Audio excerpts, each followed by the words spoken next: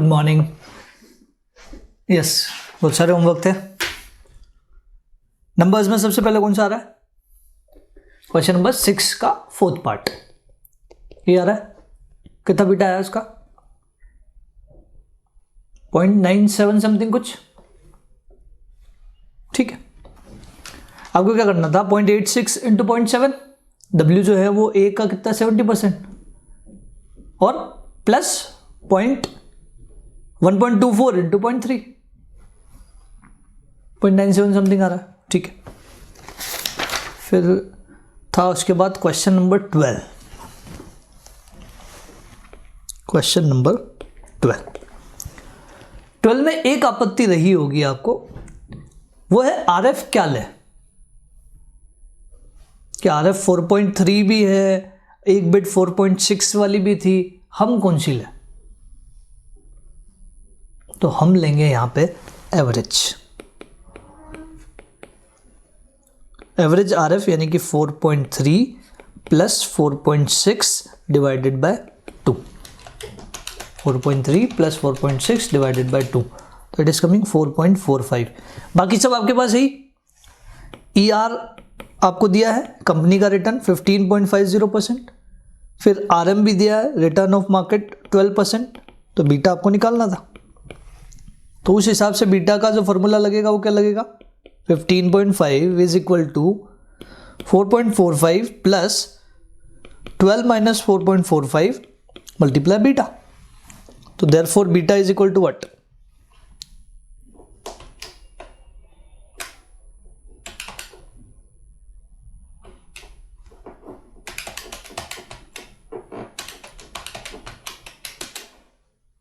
कितना आ रहा है? 1.46। ठीक है क्या?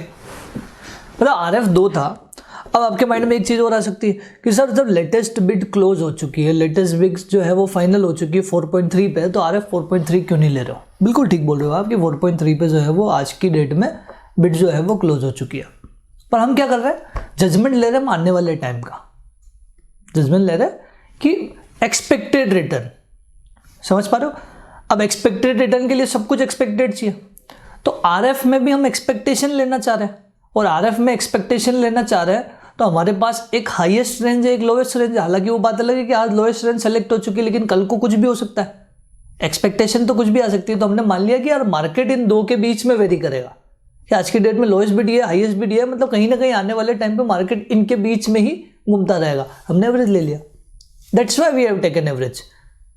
हम एक्चुअल रेट नहीं ले रहे हैं, हम एस्टिमेटेड रेट ले रहे हैं, और एस्टिमेटेड हमें नहीं पता तो हमने एवरेज ले ली।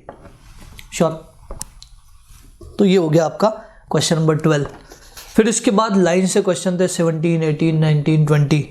चलो चेक करते हैं क्वेश्चन नंबर 17। चेक करने का जो हमारा तरीका रहेगा वो तरीका कुछ ऐसा रहेगा कि हम 4 चीजें लिखेंगे, summation x, summation y, summation xy और समीशन x स्क्वायर। ये 4 चीजें आ गई तो आंसर आ ही जाएगा। तो ये 4 चीजें बतानी है आपको, बताओ। बताओ 17 में समीशन x कितना आया? 26।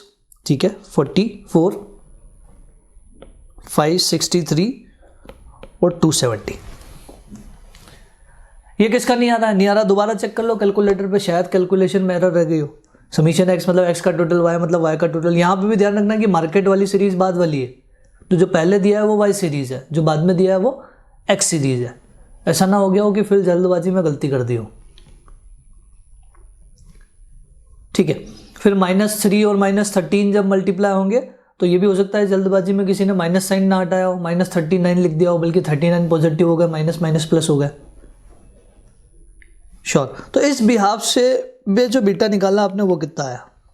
2.48।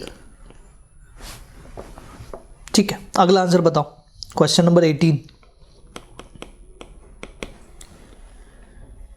18 में भी सेम आंसर बताओ मुझे, summation x, summation y, summation xy और समीशन x स्क्वायर। कितना? 31, 32, 534 और 411। बीटा कितना आया? सभी का आ रहा है ये वाला आंसर?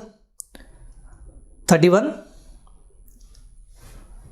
32, 5, 34 और 411 मैच हो रहा है। ठीक है, इस भी यहाँ पे बीटा कितना है 1.53। क्वेश्चन नंबर 19 जो है ना, उसका आंसर अगर 1.196 आपका नहीं आया, हो सकता है किसी का ना आया हो। है कोई एक क्लास में ऐसा जिसका 1.196 ना आया हो? एक और नहीं। तो फिर आपको मेरे को जो बोलना है वो बोल देना, लेकिन मैं इस क्वेश्चन को चेक नहीं करवा रहा।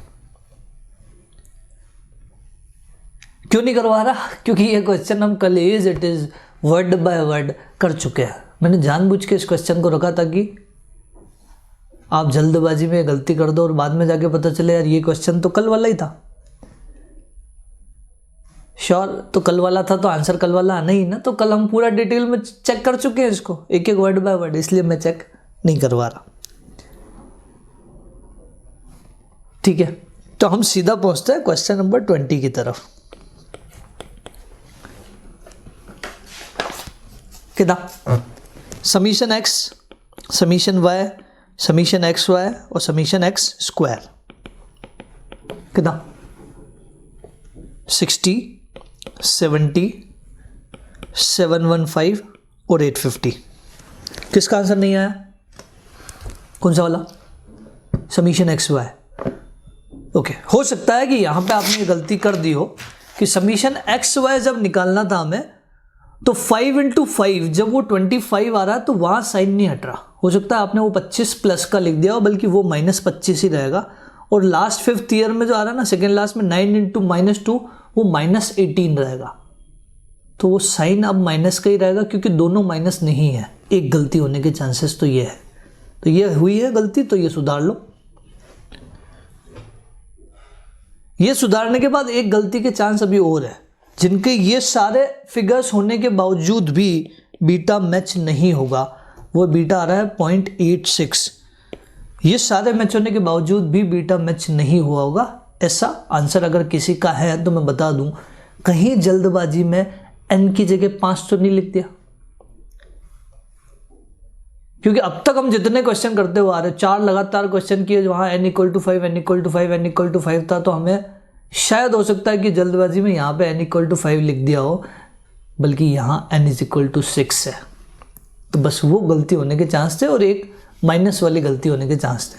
बाकी सब तो नॉर्मल है, कहीं कोई आपत्ति नहीं। ठीक है, हाँ। तो अब ये गलती अगर किसी से हुई, जल्दबाजी नहीं करनी है अपने को, क्वेश्चन को इत्मीनान से पढ़ना है, रट्टा नहीं मारेंगे।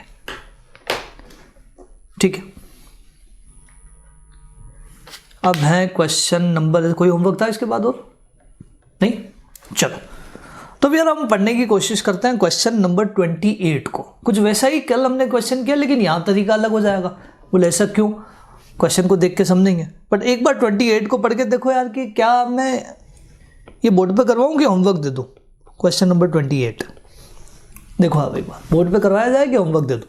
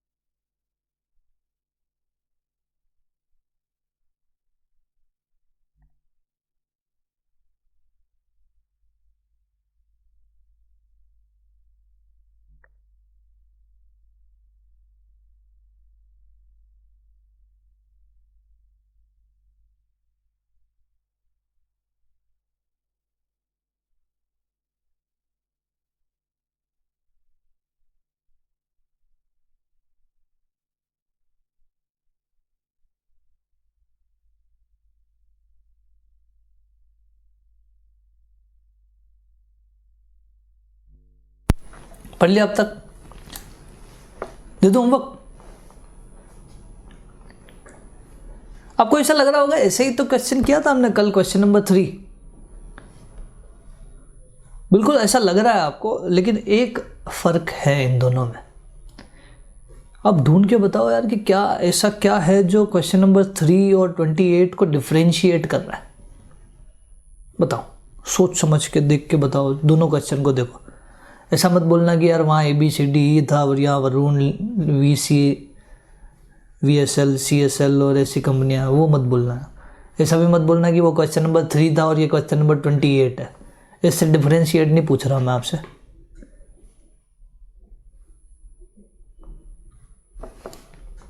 ऊपर से एक चीज़ तो करेक्ट कर लो यार इसमें, है ना, कि वो जो लास्ट वाला है ना, अरबिंदो फार्मा लिमिटेड का बीटा जो 12 लिखा हुआ है, उस 12 को 1.2 कर दो। 12 बहुत ज़्यादा हो जाएगा, उसको कर दो आप 1.2, 0.9, 1, 1.5 और 1.2। ठीक है, तो वो 12 गलती से प्रिंट हो गया है, उसको करेक्ट कर लो।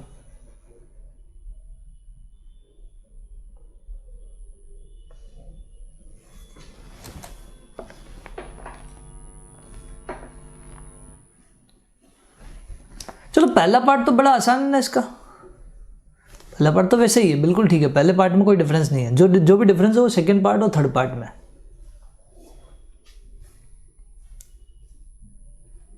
देखो क्वेश्चन नंबर 3 में एक वर्ड यूज किया गया है, वो है एडिशनल इन्वेस्टमेंट। मतलब जो इन्वेस्टमेंट था वो तो था ही, उसके अलावा एक्स्ट्रा इन्वेस्टमेंट हम कर रहे हैं। था ऐसा वर्ड? ऐसा कोई वर्ड 28 में नहीं है। तो एक तो है कि हम अजम्पशन ले लें कि इसको एडिशनल मान लें, बट वो कंफर्ट जोन हो जाएगा। एडिशनल नहीं लिखाना मतलब नहीं है, ये मानो कि आपके पास जो भी पैसा है वो यही है, इसके अलावा एक्स्ट्रा पैसा नहीं है। तो आप देखो कि कितना डिफरेंस आ जाएगा केवल एक वर्ड के हटने से। पूरा क्वेश्चन का तरीका ही चेंज हो जाएगा। फर्स्ट पार्ट की बात नहीं कर रहा हूं मैं, फर्स्ट पार्ट का तरीका अभी भी वही है। तो फर्स्ट पार्ट तो आप अभी करके बताइए दो इवन। मैं इसको शॉर्ट में लिख रहा हूं VCMA,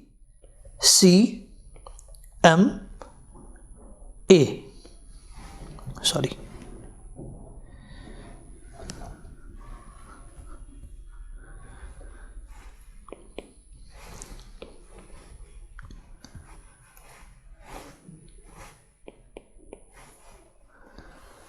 शॉर्ट में लिख रहा हूं मैं VCMA।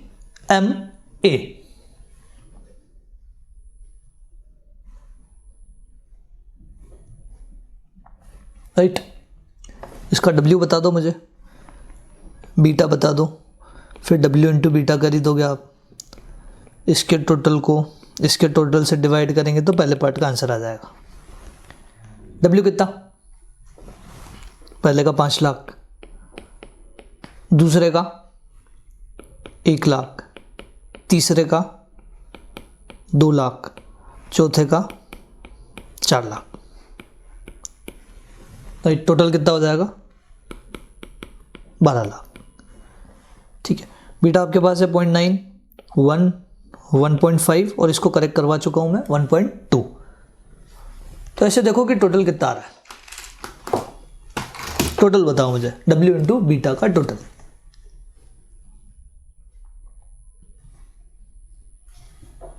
कितना आ रहा है? 13,30,000।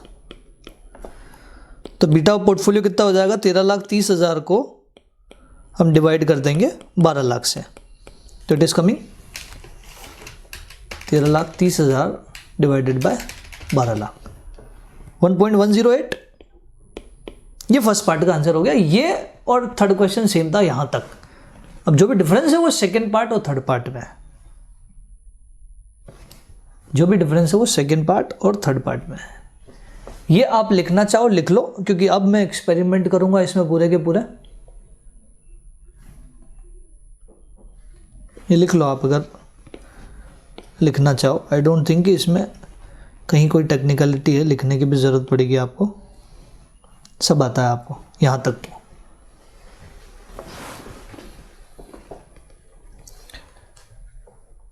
क्लियर है? ठीक है, एक एग्जांपल लेता हूं, उसके बाद में इस कंसेप्ट पे फिर आता हूं। ध्यान से सुनना कि मेरा ये 1.108 जो आ रहा है, ये VCMA में 5 लाख, 1 लाख, 2 लाख, 4 लाख इन्वेस्ट करने पे आएगा। अगर मैं इन अमाउंट को चेंज कर दूंगा, क्वेश्चन ध्यान से सुनना, अगर मैं इन अमाउंट को चेंज कर दूंगा तो ये मेरा बीटा चेंज हो जाएगा। मतलब इन अदर वर्ड मेरा ये बीटा तभी आएगा जब मैं VCMA में 5 लाख, 1 लाख, 2 लाख और 4 लाख इन्वेस्ट करूंगा। इसके अलावा कोई भी अमाउंट इन्वेस्ट करूंगा तो मेरा बीटा जो है वो चेंज हो जाएगा। ट्रू या फॉल्स?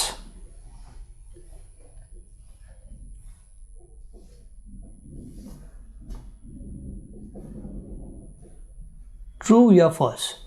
मतलब किसी भी कंडीशन में ये बीटा मैच नहीं होगा अगर कोई अलग अमाउंट हुए तो। यस या नो? जैसे 5 लाख की जगह आपने कर दिया 8 लाख, तो 8 लाख कर दिया तो ये वाला टोटल चेंज हो जाएगा, ये वाला टोटल चेंज हो जाएगा, तो बीटा चेंज होगा, राइट? लेकिन अब ध्यान से सुनना कि मेरा अमाउंट चाहे जो भी हो, चाहे जो हो, मेरा बीटा 1.108 ही रहेगा, बस एक कंडीशन में, जब मेरा रेशियो 5:1:2:4 का हो। अब देखो कि मैं 12 लाख इन्वेस्ट ना करके 12 रुपए इन्वेस्ट करता हूँ। 12 रुपए मतलब 5 रुपए, 1 रुपया, 2 रुपया और 4 रुपया। देखो आप बीटा निकाल के चेक कर लो, आपका बीटा 1.108 ही आएगा। 12 की अगर जगह मैं 24 रुपए इन्वेस्ट करता हूँ, 24 रुपए इन्वेस्ट करता हूँ, मतलब पहली सिक्योरिटी में 10 रुपए, दूसरी सिक्योरिटी में 2 रुपए, तीसरी में 4 और चौथी सिक्योरिटी में 8, मतलब उसको 5:1:2:4 के रेशियो में अगर बांट दूं किसी भी अमाउंट को, 24 रुपए, 50 रुपए, 1000 रुपए, 10 लाख रुपए, किसी भी अमाउंट को अगर मैं इस रेशियो में बांटूंगा ना, तो ये तय हो गया कि मेरा बीटा ऑफ पोर्टफोलियो 1.108 ही रहेगा। अगर ये रेशियो चेंज हुआ तो बीटा चेंज हो जाएगा। आप चाहे जो अमाउंट ले लो, कहीं कोई फर्क नहीं पड़ेगा। समझ पा रहे हो क्या? 100% कि मेरा रेशियो अगर यही रहेगा तो मैं किसी भी अमाउंट को इन्वेस्ट कर दूं, मेरा बीटा ऑफ पोर्टफोलियो यही रहेगा। इस थीम को, इस कंक्लूजन को हम आगे बढ़ाते हैं थोड़ा सा, राइट? और मान लो VCMA को एक कैटेगरी बना देते हैं और उस कैटेगरी का नाम दे देते हैं रिस्की सिक्योरिटीज।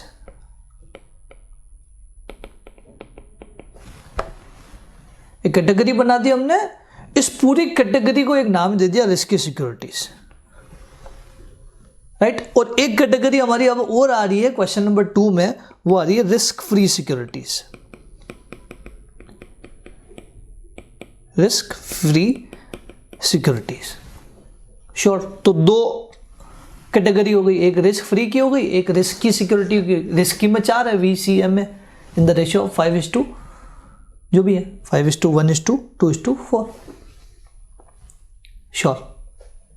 मैंने ऐसा क्यों किया उसका रीज़न भी मैं आपको बताऊंगा ही, राइट? कहीं कोई दिक्कत नहीं, बस पहले हम इस क्वेश्चन को थोड़ा और आगे बढ़ाते हैं कि अब और ध्यान से सुनना कि अगर मैं 2 कैटेगरी बना लूँ, 2 कैटेगरी क्या, एक रिस्की कैटेगरी और एक रिस्क फ्री कैटेगरी, केवल 2 कैटेगरी बना लूँ,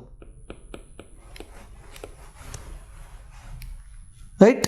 इनका W मैं अभी थोड़ी देर बाद बात करता हूं, लेकिन इनका बीटा मेरे पास है 1.108। बोले रिस्क फ्री का तो बीटा, रिस्क फ्री का बीटा 0 होता है, ये हमें पता है, नोट डालना पड़ेगा बस। Beta of risk free security will always be 0, तो मैंने ये कर दिया। अब मेरा W में कितना लूं, तो यह क्वेश्चन ने क्या बोला है, क्वेश्चन ने एडिशनल वर्ड यूज नहीं किया, मतलब मेरे पास टोटल अमाउंट तो अभी भी कितना है, 12 लाख रुपए। मतलब मैं एडिशनल ला ही नहीं सकता, मेरे पास है ही नहीं, तो मैं 12 लाख में से ही कुछ अमाउंट रिस्क फ्री में डालूंगा और कुछ अमाउंट VCMA में डालूंगा, और मेरा बीटा उससे कितना हो जाना चाहिए, 0.8, श्योर? क्लियर है कि 100%? ठीक है, तो मैंने 2 कैटेगरी बना ली, 2 कैटेगरी बना ली, और इतना मुझे पता है कि मेरे वेट का टोटल 12 लाख है, मेरे वेट का टोटल 12 लाख है।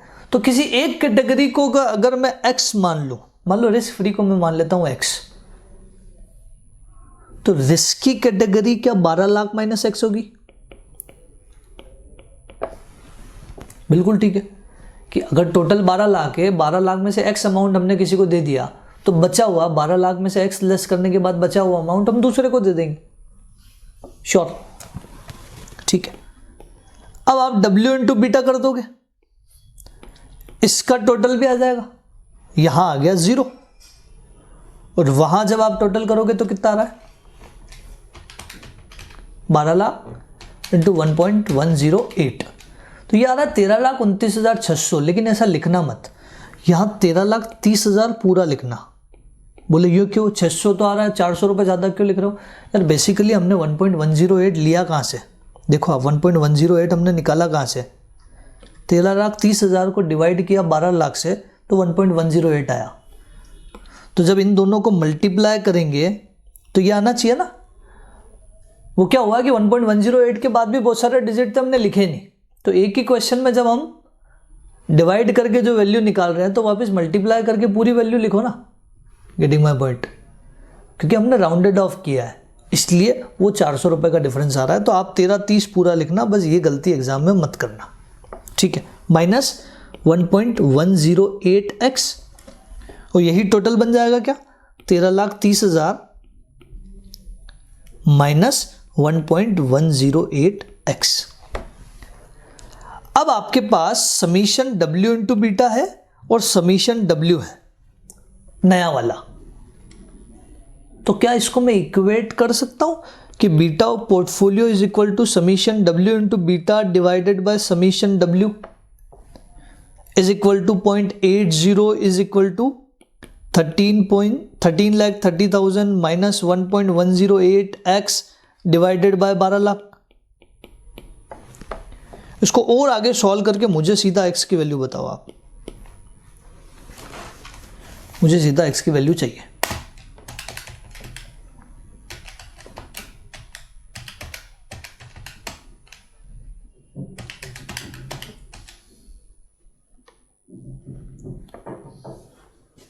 कितना रहा है?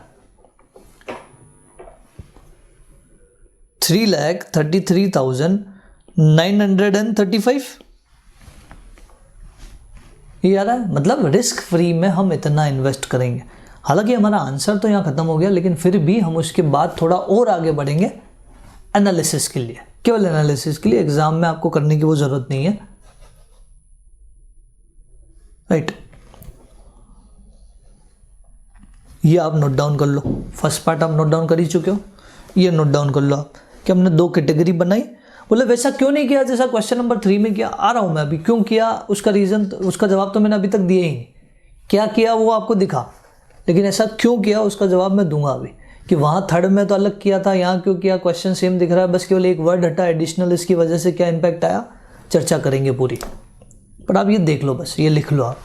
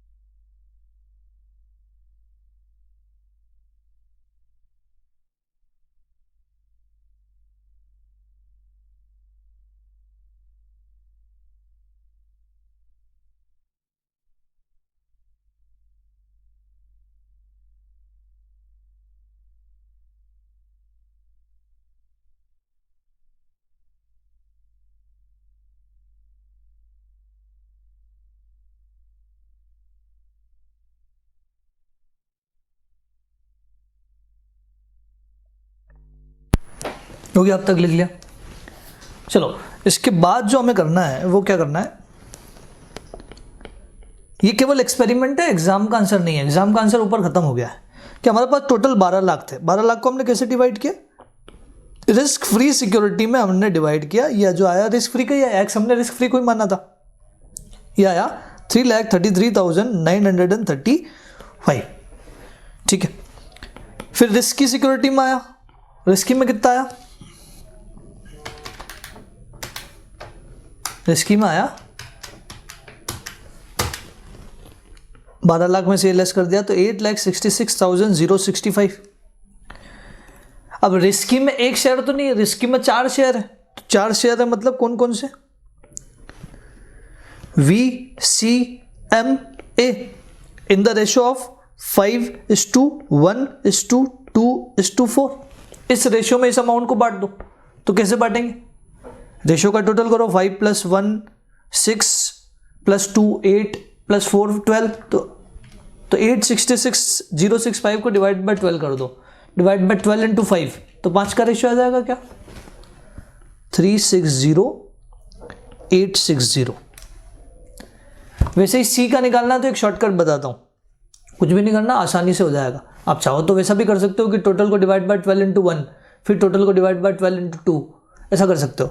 बट आप ध्यान से देखो कि ये शेयर 5 है, 5 शेयर का ये वाला हिस्सा है ना, तो एक शेयर का कितना होगा, इसको डिवाइड बाय 5 कर दो, डिवाइड बाय 5 कर दो, तो ये आ जाएगा 72172, 72172। अब m वाला शेयर जो है वो क्या है, डबल है, मतलब 1:2:1 का डबल 2, 2 का डबल 4, तो मल्टीप्लाई 2 कर दो, मल्टीप्लाई 2 कर दो तो ये आ जाएगा 144,344। फिर इसको मल्टीप्लाई 2 कर दो तो ये आ जाएगा 288,688। समझ पा रहे हो, इस रेशियो में बांट दिया। आप एक फिर टेबल बना लो, टेबल कैसी बना लो, रिस्क फ्री VCMA, उसमें वेट ये वाले सारे लिख दो जो हमने कैलकुलेट किए हैं, उसके सामने बीटा लिख दो, रिस्क फ्री के सामने 0, बाकी सबके सामने जो बीटा है, और फिर क्रॉस चेक कर लो, आपका बीटा 0.8 आ जाएगा। ये केवल क्रॉस चेक करने का एक तरीका है। अब सवाल एक और है जो सबसे ज़्यादा शुरू से मैं बोल रहा हूँ कि ऐसा क्यों किया, क्यों बनाई रिस्क की कैटेगरी। पेन सब रोक देना, सब समझने की कोशिश करना। देखो पिछले वाले क्वेश्चन में क्या था, जैसे यहाँ पे बोला VCMA और रिस्क फ्री,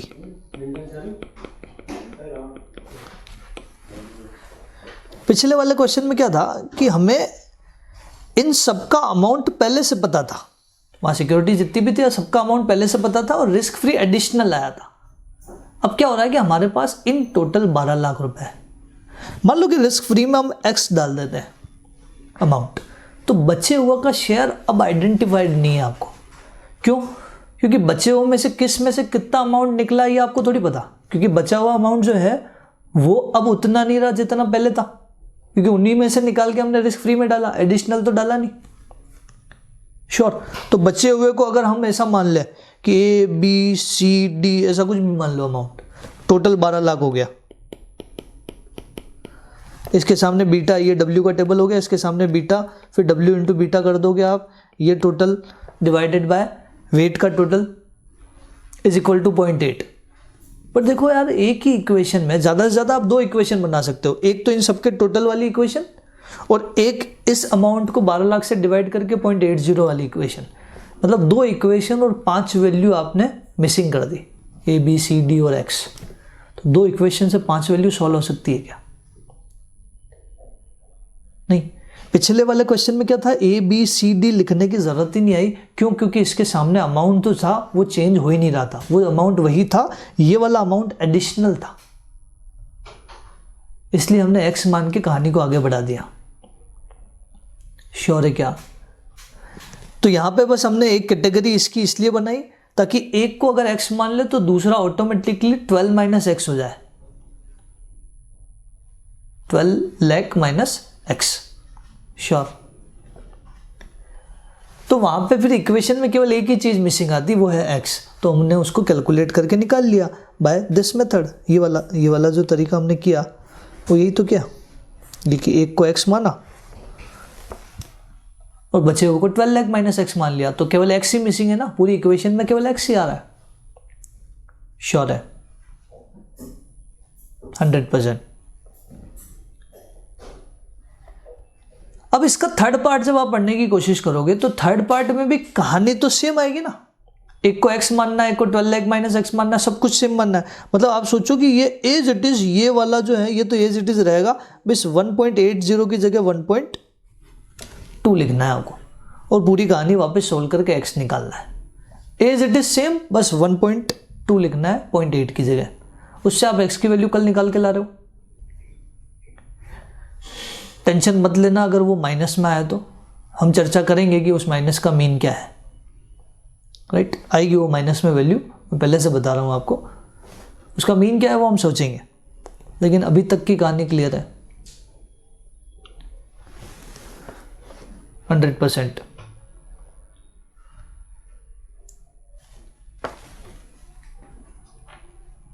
बढ़े आगे, ठीक है। ये नोट डाउन अगर बाकी है तो कर लो।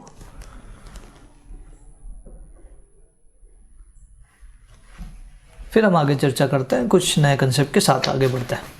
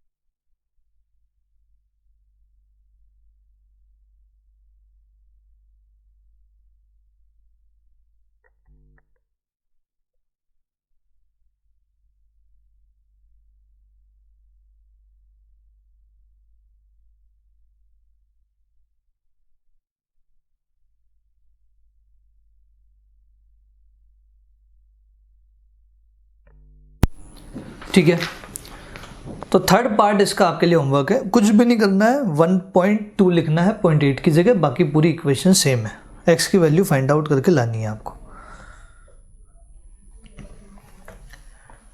ठीक है, बढ़े कुछ नए क्वेश्चन की तरफ।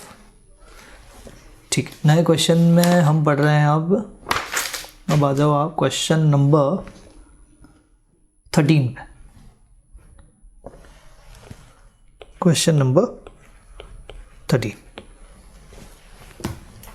पढ़ो एक बार और मुझे बताओ कि कौन सा फॉर्मूला अप्लाई होगा। देखो यार, 13 पे आने से पहले हम एक और चीज़ कर ही लेते हैं ताकि आपको और कहानी क्लियर हो जाए कि हमने बीटा वाली कैटेगरी पूरी पढ़ ली ना, तो एक बीटा का फ्लो चार्ट बना ही लो। बीटा दो टाइप का होता है, एक सिंगल सिक्योरिटी का, एक पोर्टफोलियो का, राइट। अब सिंगल सिक्योरिटी का जब आया तो क्वेश्चन पूछो, क्या क्वेश्चन? इस क्वेश्चन स्पेसिफाई अबाउट CAPM। जवाब आता है यस, क्वेश्चन ने बोला है CAPM, तो फॉर्मूला कौन सा लगेगा? ER is equal to RF plus RM minus RF into beta. वहां बीटा मिसिंग होगा, बाकी सब गिवन होगा, ठीक है। क्वेश्चन बोलता है नो, ऐसा क्वेश्चन ने नहीं बोला, कोई दिक्कत नहीं है।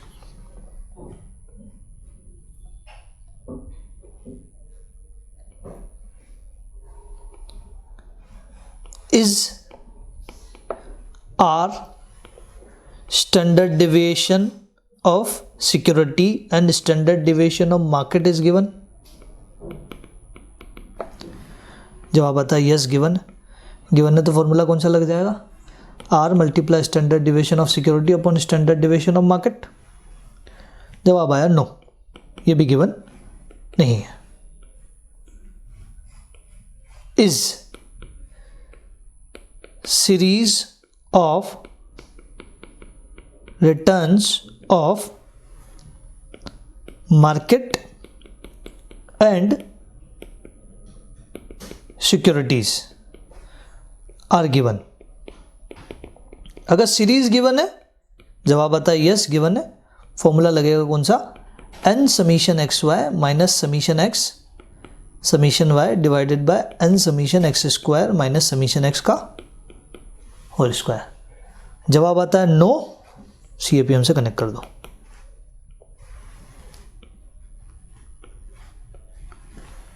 समझ पा रहे हो?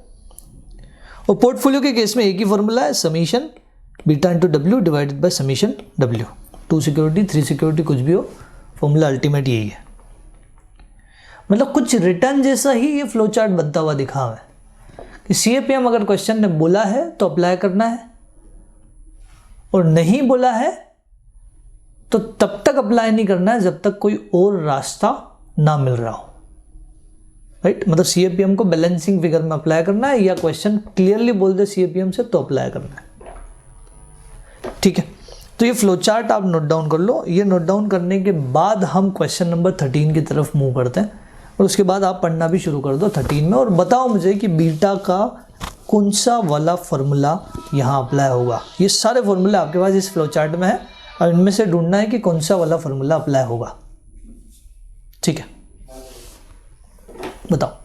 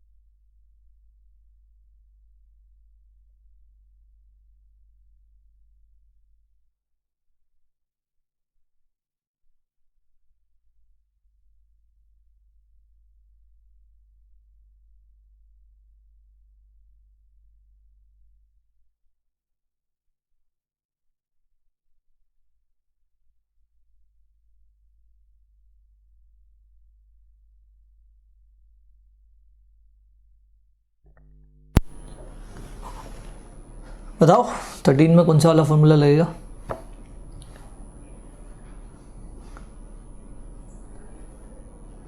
कौन सा? CAPM।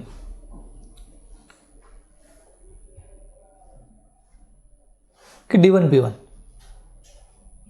D1P1 तो रिटर्न का फॉर्मूला है, हमें बीटा चाहिए।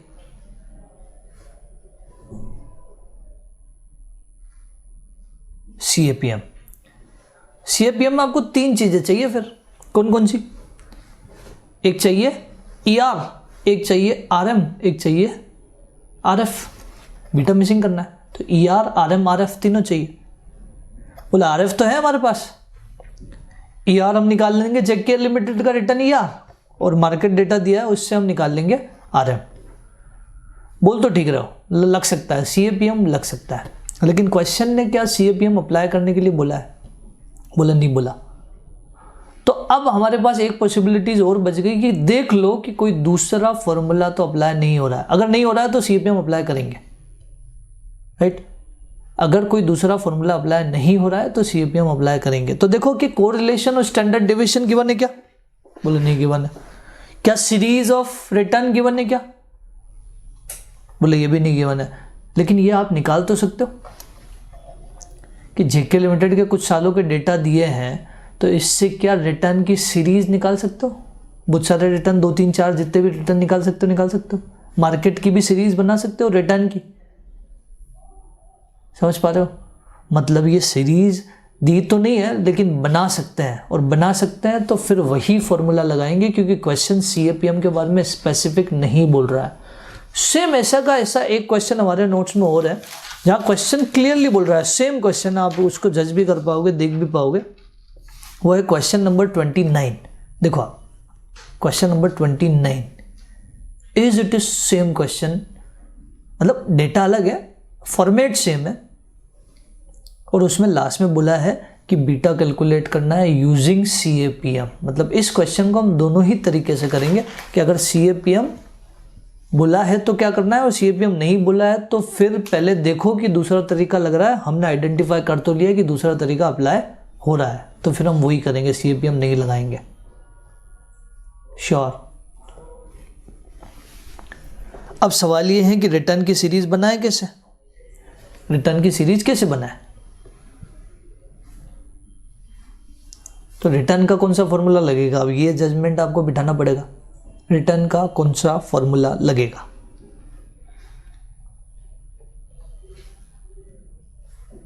डेटा के हिसाब से दिख रहा है कि D1P1 वाला फॉर्मूला दिख रहा है?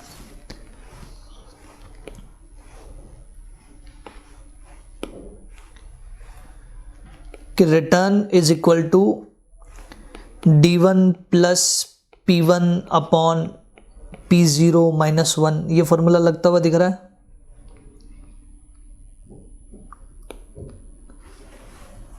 श्योर। चलो, तो सबसे पहले हम निकालते हैं रिटर्न ऑफ JK लिमिटेड। मान लो JK लिमिटेड में हम निकाल रहे हैं सबसे पहले R1। अगर रिटर्न ऑफ फर्स्ट ईयर हम निकालेंगे तो फॉर्मूला लगेगा D1 plus P1 upon P0 minus 1। R1 क्यों बोला? क्योंकि बाद में दूसरे को रिटर्न को नाम दे दूंगा R2 R3, राइट। अब आप ध्यान से सुनना कि अगर मैं 242 और 20 इसको D1 P1 मान तो मैं सकता हूं कि 20 को मैं D1 मान लूँ, 242 को मैं P1 मान लूँ, तो मेरे पास P0 अवेलेबल नहीं है, क्योंकि उससे पहले वाली प्राइस फिर P0 होगी ना, वो अवेलेबल नहीं है। श्योर, मतलब मैं इसका रिटर्न नहीं निकाल सकता। तो अब आपको मजबूरी में 25 और 279 लेने पड़ेंगे, और उसका बेस प्राइस 242 होगा। श्योर, तो आपको यहां लेना पड़ेगा 25 plus 279 divided by 242 minus 1। Sure, तो इससे बताओ कितना आ रहा है? 25 प्लस 279 डिवाइडेड बाय 242 माइनस 1, तो ये आया 0.25619। इसको मल्टीप्लाई 100 कर दो, सीधा परसेंटेज में बताओ मुझे, 25.62%। श्योर। वैसे ही अगर R2 की बात करें तो R2 के केस में फॉर्मूला क्या लगेगा? D2 plus P2 upon P1। मतलब अल्टीमेटली आगे वाले डिविडेंड और प्राइस लेने और डिवाइड में पीछे वाली प्राइस लेनी, माइनस 1। श्योर, तो is equal to 30 plus 305 divided by 279 minus 1। तो कितना आ रहा है? 30 प्लस 305 डिवाइडेड बाय 279 माइनस 1, तो इट इज कमिंग 20.07%। मल्टीप्लाई 100 कर लेना बस, ठीक है। फिर अगला R3 मुझे सीधा बताओ, R3 कितना आ रहा है?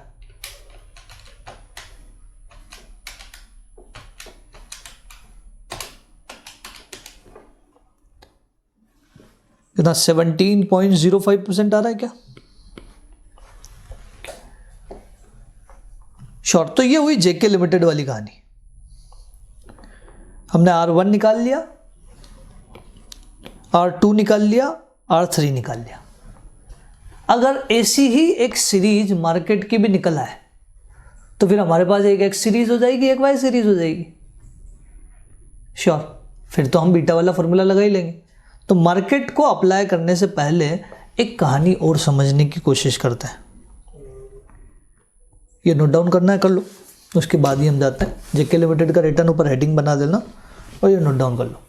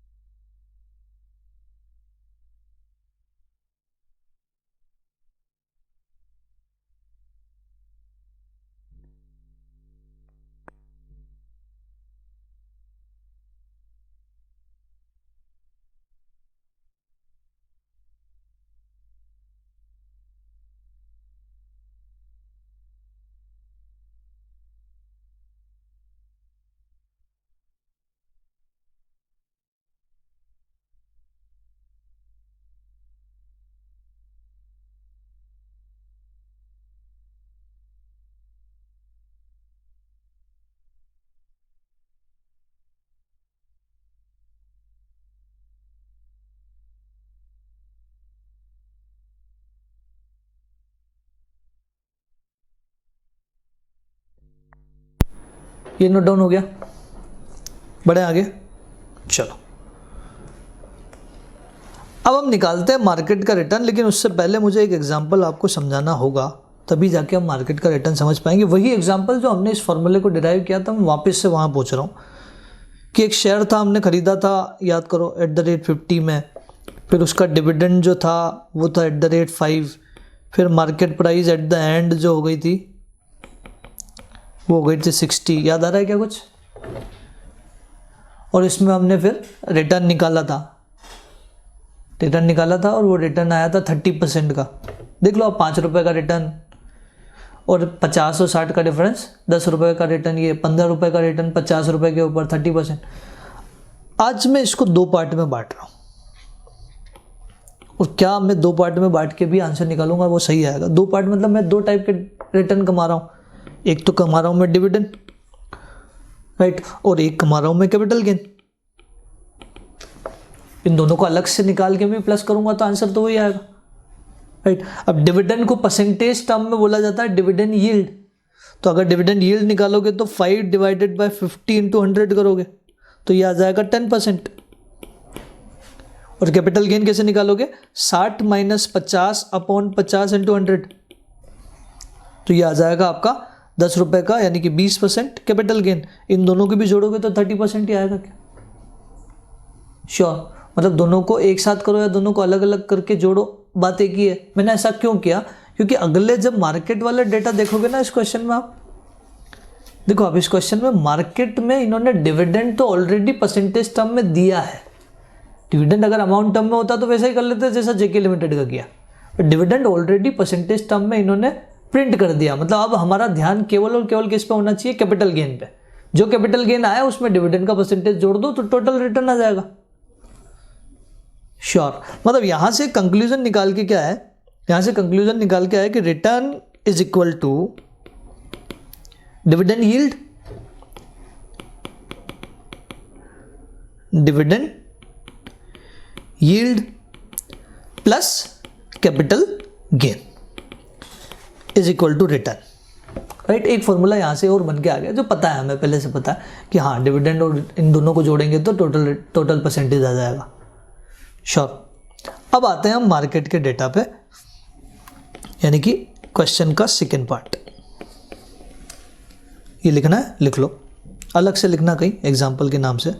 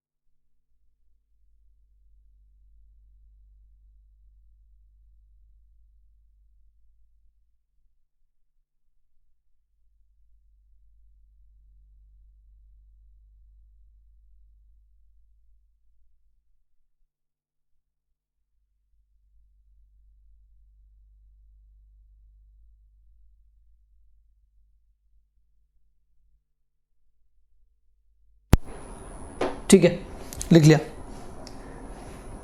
अब आ जाए हम मार्केट के रिटर्न पे। तो मार्केट के रिटर्न में जब R1 निकाल रहे होंगे R1, तो R1 कैसे आएगा? Dividend yield plus capital gain, dividend yield plus capital gain. ऐसे ही R2 भी R3 भी। तो डिविडेंड यील्ड कितना लेंगे? हम लेंगे 5। ये ध्यान रखना, हम 4 नहीं लेंगे, राइट। हम आने वाले साल का D1 वाला लेने वाले, राइट, D0 वाला नहीं लेने वाले। तो 5 प्लस कैपिटल गेन कैसे निकलेगा? प्राइजेस में डिफरेंस का परसेंटेज, कि 1812 से प्राइस आके आपकी कितनी होगी? 1950। तो इन सिंपल आप क्या करोगे? 1950 minus 1812 divided by base price कितनी? 1812 इंटू 100, राइट। तो ये आपका हो गया R1। निकालो 1950 माइनस 1812 डिवाइडेड बाय 1812 इंटू 100, 7.62। तो ये हो जाएगा 5 प्लस 7.62, टोटल हो जाएगा 12.62% आपका R1। श्योर। वैसे ही R2 जब निकालने जाओगे तो क्या होगा? Dividend 6 plus 2258 minus 1950 divided by 1950 into 100, ठीक है। तो ये कितना आ जाएगा?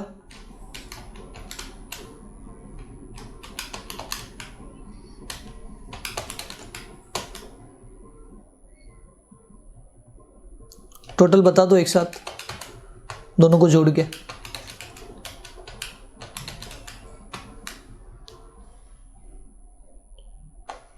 $15.79 आ रहा है, दोनों को जोड़ने पे 21.79%। वैसे ही जब R3 निकालने जाओगे तो R3 कैसे निकलेगा? R3 कैसे निकलेगा? R3 भाई 7 प्लस यहाँ पे 2220 माइनस 2258 डिवाइडेड बाय 2258 इंटू 100। अब ध्यान से देखना कि ये कैपिटल गेन के बजाय कैपिटल लॉस हो गया। तो कैपिटल लॉस हो गया तो फिर आपका परसेंटेज जो है वो कम हो जाएगा। कोई दिक्कत नहीं ना, वो माइनस में आ जाएगा। तो जो भी माइनस में आ रहा है आने दो।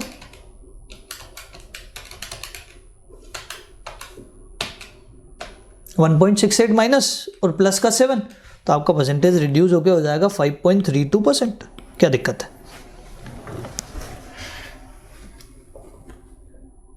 श्योर। अब ध्यान से देखना कि हमने 2 रिटर्न निकाल लिए। एक निकाली हमने एक्स सीरीज मतलब डेटा रिलेटेड टू मार्केट, तो ये आया 12.62, 21.79 और 5.32।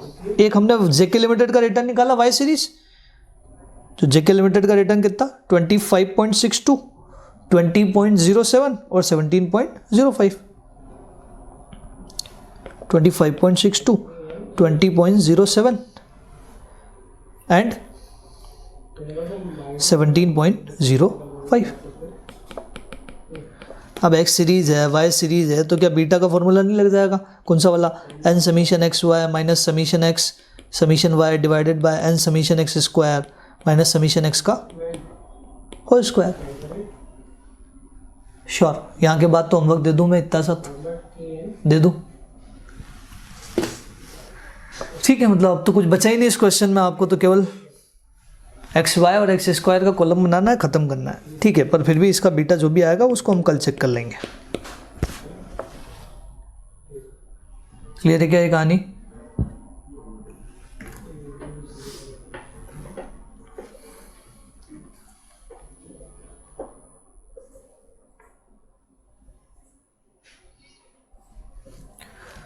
तो ये नोट डाउन करना है तो ये नोट डाउन कर लो। मार्केट वाला डेटा जेके वाला आप पहले कर ही चुके हो, ये वाला कर लो, फिर हम कंटिन्यू करते हैं थोड़ा सा आगे।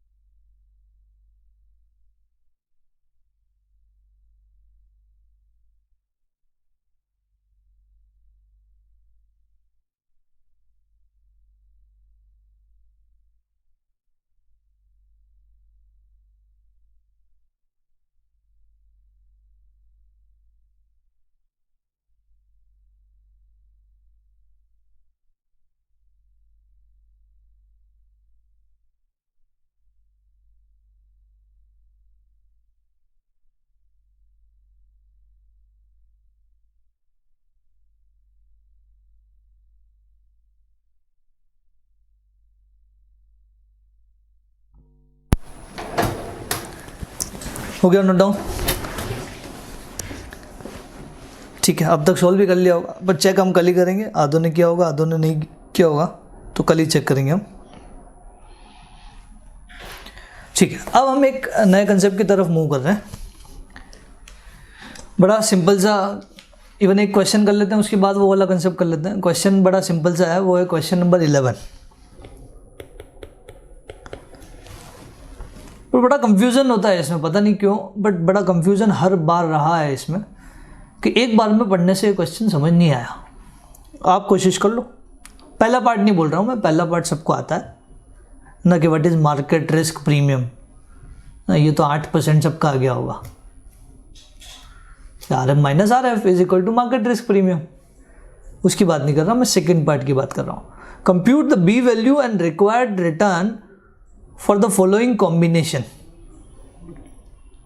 बी वैल्यू मतलब बीटा वैल्यू, बीटा वैल्यू निकालना है और आपको रिक्वायर्ड रेट ऑफ रिटर्न निकालना है फॉलोइंग कॉम्बिनेशंस का। अब इसको जनरली लोग क्या समझते हैं, आप भी समझ रहे होंगे सही ना, कि ये जो मार्केट है वो X सीरीज हो गया और दूसरा जो है वो Y सीरीज हो गया, उससे बीटा निकाल लो। पहले तो ध्यान से देखो, आप जितने भी क्वेश्चन हमने X सीरीज और Y सीरीज के किया ना, वो रिटर्न था। देखो आप ध्यान से, रिटर्न था, रिटर्न इन परसेंटेज टर्म। तो सीधा सीधा X सीरीज Y सीरीज नहीं बन सकता, समझ पा रहे हो? ऊपर से ट्रेजरी बिल है एक, सेकेंड वाला ट्रेजरी बिल मतलब रिस्क फ्री सिक्योरिटी, उसका बीटा तो निकलता ही नहीं है। उसका बीटा तो मैंने बोला था उस जब पढ़ाया था मैंने तब, कि ये कंसेप्ट आपको याद तो रहेगा, लेकिन ये पता ही नहीं लगेगा कि इस क्वेश्चन में लग रहा है कि नहीं लग रहा है, जैसा आज हुआ, राइट, कि the beta of risk free security will always be 0, तो उसका बीटा निकालने की ज़रूरत ही कहाँ है। तो ये क्या बोल रहे हैं, फॉलोइंग कॉम्बिनेशन। कॉम्बिनेशन मतलब आप देखो कि सारे कॉम्बिनेशन का टोटल 100 है क्या, मतलब ये वेट है। देख रहे हो, एक केस जो है उसमें वेट 100% ट्रेजरी बिल 0% मार्केट, एक वेट ये है कि 70% ट्रेजरी बिल 30% मार्केट, एक ये है कि 30%, मतलब 4 केसेस है, टोटल 4 आंसर आएंगे। Getting my point? अगर इसको एक ही बार में टेबुलर फॉर्म में करना है, पहले समझना फिर ही नोट डाउन करना, पेन हटा देना अभी। टोटल 4 केसेस लिखूं मैं, अगर केसेस 1, 2, 3 और 4, राइट। यहां लिखता हूं मैं ट्रेजरी बिल, यहां लिखता हूं मैं मार्केट। ट्रेजरी बिल 100 तो मार्केट 0, ट्रेजरी बिल 70 तो मार्केट 30, ये 30 तो ये 70, ये 0 तो ये 100। मतलब दीज आर वेट्स, ये W है, समझ पा रहे हो? इतना इसमें इन्वेस्ट करेंगे तो बचा हुआ जो है वो दूसरे में इन्वेस्ट करेंगे। और आपसे पूछ रहे हैं बीटा ऑफ कॉम्बिनेशन, मतलब beta of portfolio. Beta of portfolio का फॉर्मूला होता है B1W1 plus B2W2 divided by W1 plus W2। Sure? इसको थोड़ा और देखो आप ध्यान से, तो यार W1 W2 तो है, लेकिन B1 B2 का है। W1 W2 तो है ना, ये कि ये 100 W1, ये W2, ये W1, ये W2, ऐसे हो जाएगा। लेकिन B1 B2 का है, तो आप ध्यान से सुनना, B1 मतलब 0 बोल दूं मैं, ट्रेजरी बिल का बीटा क्या होता है 0, और B2 को 1 बोल दूं? बोले बिल्कुल ठीक है, बोल सकते हैं। तो अब आप इस कॉम्बिनेशन में जब लगाओगे तो बीटा 1 मतलब 0 multiply W1 100 plus beta 2 1 multiply weight 0 divided by 100 is equal to कितना आ रहा है?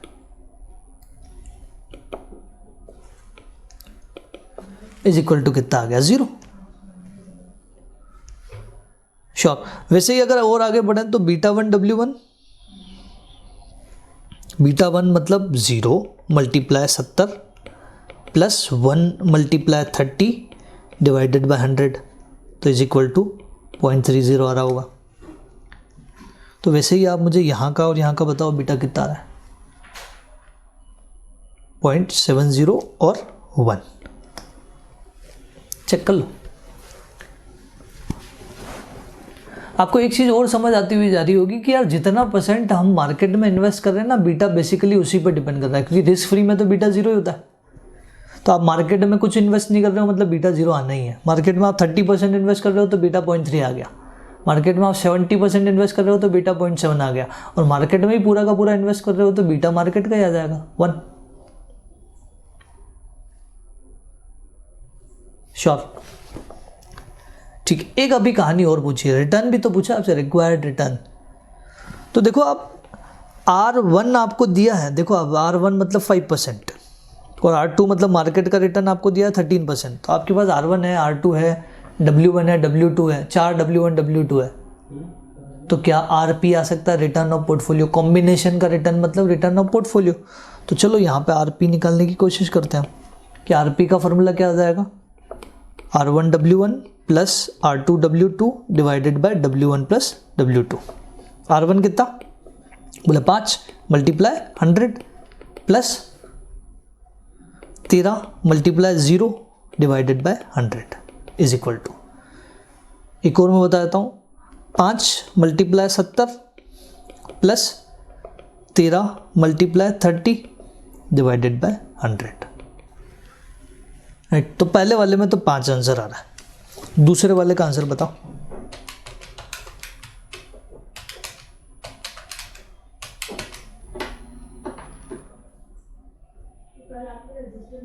दूसरे वाले का आंसर कितना आ रहा है 7.4। तीसरे वाले का आंसर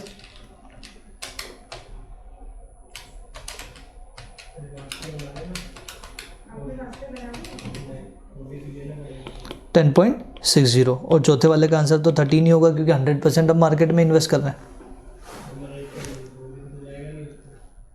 श्योर। तो ये क्वेश्चन हो गया आपका क्वेश्चन नंबर 11, जहाँ आपको कुछ ऐसा निकालना था। आप चाहो तो सबको अलग अलग भी निकाल सकते थे, मतलब मैंने 4 कॉम्बिनेशन एक साथ डील किया, आप 4 कॉम्बिनेशन अलग अलग भी डील कर सकते हो। थोड़ा सा लेंथी ज़रूर हो जाएगा सोल्यूशन, बट एग्जाम में अलाउड है, वहाँ कोई आपत्ति नहीं। ठीक है, ये नोट डाउन कर लो, कोई डाउट हो तो पूछ लो।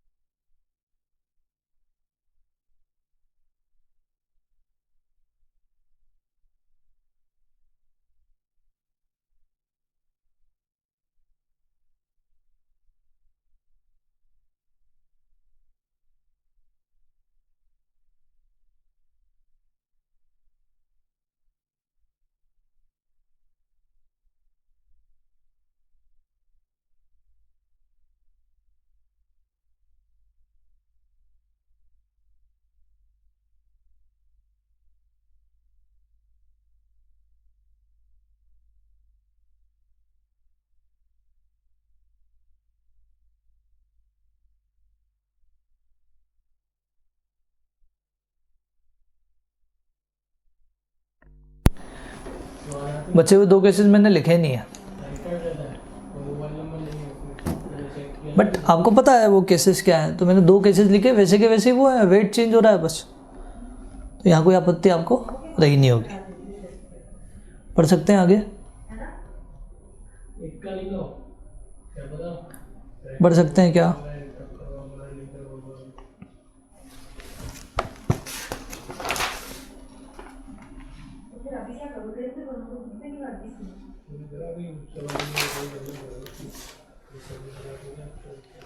चलो लिख लिया, ठीक है, हम आगे बढ़ रहे हैं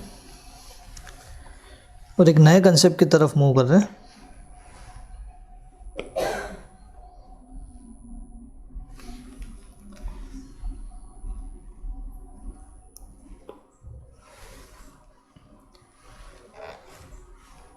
समटाइम्स क्या होगा, आपको एक रिटर्न क्वेश्चन प्रिंट करके देगा एक्सपेक्टेड रिटर्न, और एक रिटर्न का डेटा देगा, वो है CAPM। तो now you have to compare with expected return and CAPM। आपको CAPM को फिर एक्सपेक्टेड से कंपेयर, एक एक्सपेक्टेड ऑलरेडी क्वेश्चन ने दिया है, एक CAPM आप निकालोगे, तो फिर उस केस में कंपैरिजन होकर डिसीजन कैसे होगा। बड़ा नॉर्मल सा क्वेश्चन है, नॉर्मल सा कंसेप्ट है कि CAPM is less than expected return. अगर ऐसा है, CAPM इधर रखना बस, CAPM अगर आपके एक्सपेक्टेड रिटर्न से कम है, तो वैल्यूएशन की अगर बात करें ना, तो ये अंडर वैल्यूड वाली सिचुएशन है, ये अंडर वैल्यूड है। और अंडर वैल्यूड में जो स्ट्रेटजी फॉलो होती है ना, वो होती है बाय की, कि अगर कोई चीज़ अंडर वैल्यूड है तो उसको क्या करना चाहिए, खरीदो, राइट। अगर CAPM एक्सपेक्टेड रिटर्न से बड़ा है तो इसको बोला जाता है ओवर वैल्यूड, और ओवर वैल्यूड को हम क्या करेंगे, सेल। और एक और सिचुएशन बन सकती है कि दोनों इक्वल है, दोनों इक्वल है तो उसको इक्विलिब्रियम सिचुएशन बोल सकते हो, राइटली प्राइस बोल सकते हो, करेक्टली वैल्यूड बोल सकते हो, राइट। तो ये करेक्टली वैल्यूड या करेक्टली प्राइस्ड है, इसको हम करेंगे होल्ड, ना बाय करेंगे ना सेल करेंगे, श्योर। तो ये स्ट्रेटजी है और ये कुछ कंपैरिजन है। अगर कभी ऐसा क्वेश्चन आए, 5 नंबर में आ सकता है, उससे ज़्यादा ऐसा क्वेश्चन आएगा नहीं। इस बिहाफ पे आप अभी करके मुझे बता रहे हो, वो है क्वेश्चन नंबर 14। पहले कंसेप्ट लिख लो, फिर क्वेश्चन नंबर 14 की तरफ आपको मूव करना है।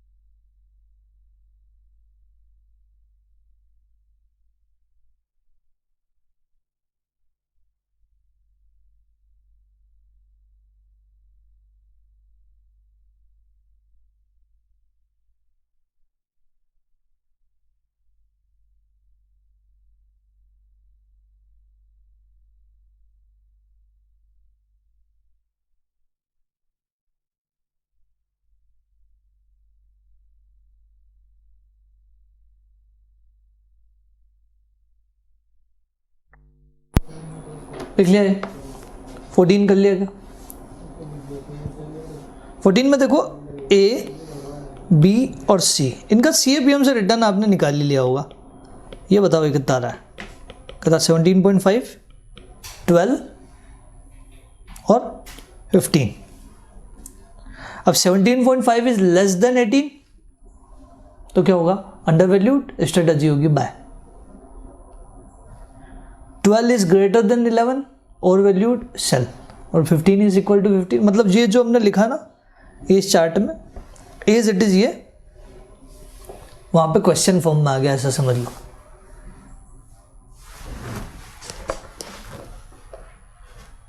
ठीक है, तो अब होमवर्क नोट डाउन कर लो यार आप। होमवर्क कौन कौन से हैं शुरू से देख लेते हैं। क्वेश्चन नंबर 13 का एक पार्ट आपके लिए होमवर्क था। सब कुछ हमने कर लिया था। 13 में एक्स सीरीज वाई सीरीज बना ली थी, राइट। तो 13 होमवर्क है ही, 15 होमवर्क है। एक एक 2-2 मिनट के क्वेश्चन है, उससे ज़्यादा की नहीं है। क्वेश्चन नंबर 21, बहुत सारे होमवर्क आएंगे आज। क्वेश्चन नंबर 21 ना, इसका फर्स्ट और सेकंड पार्ट, थर्ड मत करना अभी, थर्ड हमने अभी नहीं पढ़ा अल्फा क्या होता है, इसका फर्स्ट और सेकंड पार्ट। फिर 22,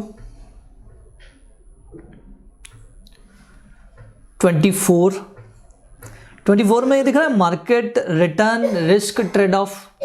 इसके ब्रैकेट में फॉर्मूला लिखो, उसका एक्सप्लेनेशन हम कल देखेंगे। फॉर्मूला लिखो ताकि आप सॉल्व करके आ जाओ, बस समझेंगे हम कल। Market return risk trade off, R M minus R F, इसका फॉर्मूला ब्रैकेट में R M minus R F upon standard deviation of market, R M minus R F upon standard deviation of market. ठीक है, फिर 25, बहुत सारा homework है आज। चलो एक और ले लो बस, लास्ट क्वेश्चन नंबर 35।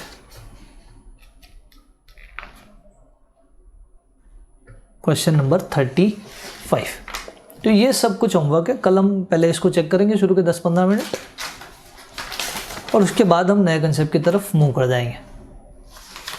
प्रोबेबली कल करीब करीब ये चैप्टर कल के लेक्चर में एंडिंग की तरफ आ जाएगा। अगर थोड़ा कुछ बचा तो फिर मुश्किल से अगला लेक्चर आधे घंटे में ख़त्म हो जाएगा, ऐसा लग रहा है। राइट, फिर भी हम इत्मीनान से करेंगे। अगर टाइम लगा एक लेक्चर तो ओढ़ लेंगे, राइट, वहाँ कोई दिक्कत नहीं है, लगा तो लगा। लेकिन आप धीरे धीरे ही बढ़ना, आराम से, जल्दबाजी हम नहीं कर रहे हैं। ठीक है, तो फिर आज का लेक्चर हम यहीं रोक रहे हैं। अगर कोई भी डाउट है तो हम क्लास के बाद डिस्कस कर सकते हैं। Thank you.